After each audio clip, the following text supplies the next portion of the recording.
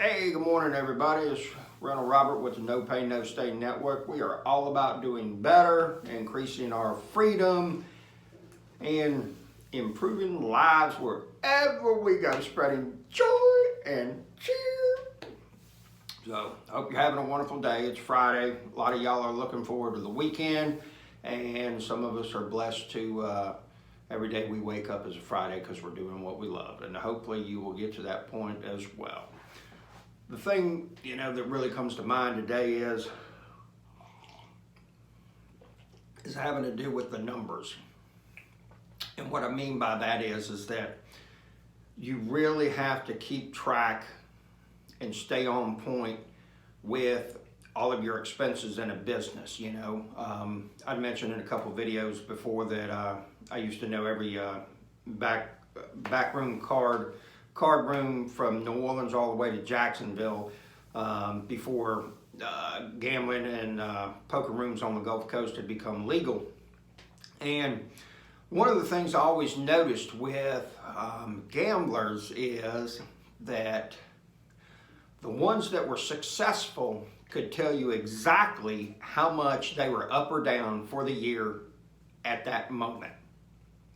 And when you would talk to people, some of them were like, oh man, I remember, last week and everything, I was in a pot, won $5,000 and everything, and man, it was just huge, and it was this, and it was that. And you would say, well, how are you up for the year? Oh, I think I'm up. And I was like, well, how much up? Well, I don't know, a couple thousand maybe, or something like that. And yeah.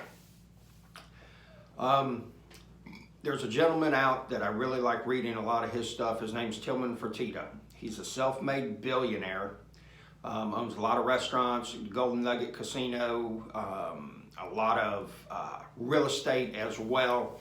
And one of the things that he consistently says is know your numbers, okay? And if you don't want to pay attention to those details, hire somebody that will, okay? And I give you an example is, I absolutely hate entering anything into QuickBooks or doing any type of computer ledger. This is Buford the cat right here. And so I don't do it. I hate it. I don't look forward to it. And I will wait months before I would actually put that stuff in there. Then before you know it, it's all jacked up and everything like that. And there's no sense in doing stuff you really don't want to do that you can afford to have somebody else to do. Okay, and like today, I got a lady that we're trying out. I haven't had the best luck with people doing house cleanings in the past, but she's coming over to that rental that the lady just moved out of. Gonna clean it for me, see if we can't get something going. If it turns out good, then I'm gonna have her start cleaning my house twice a week.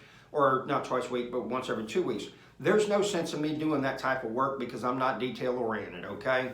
And for the amount of money that I'm gonna pay her versus if I was to take those 4 or 5 hours, put them into something else, I can make a lot more money. So it just doesn't make sense, okay? And I don't enjoy cleaning. I don't wanna clean, okay? So there's no sense in me doing it. It's just not gonna turn out real well. Again, you really have to look at your numbers. Keep track of those things and where your expenses are going. $10 here, $20 there doesn't sound like a whole lot, but before you know it, you've done spend $150 each week. Well, that's $600 a month. That's $7,200 a year, okay? What could you do with $7,200 a year? In 4 years, that's what, $28,800? I buy houses for half that. Okay, so you figured that if you started putting that kind of money away, and I don't know what your area is or anything like that, but I look at it in those terms in the sense that, I could, Buford stop. And so, look at things in that sense that, could I buy another house with this if I was to keep track of those numbers and everything like that? Just the same as when it comes to rental properties, one of the things I've been horrible about in the past is that once a property became vacant, my number one priority has not been getting it rented back.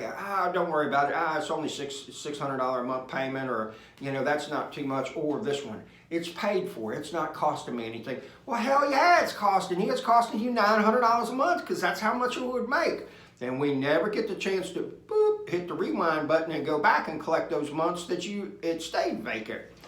Got to be diligent and know your numbers, and keep your eye on the numbers as well. You know, that property that I got, it became vacant, and 3 days later we got a deposit on it. We'll have it up and running. They're going to be moving in on January 1st. No downtime. So have yourself a wonderful day. It's Coffee with Robert. Be good. If you need me, send me an email. I'll include it.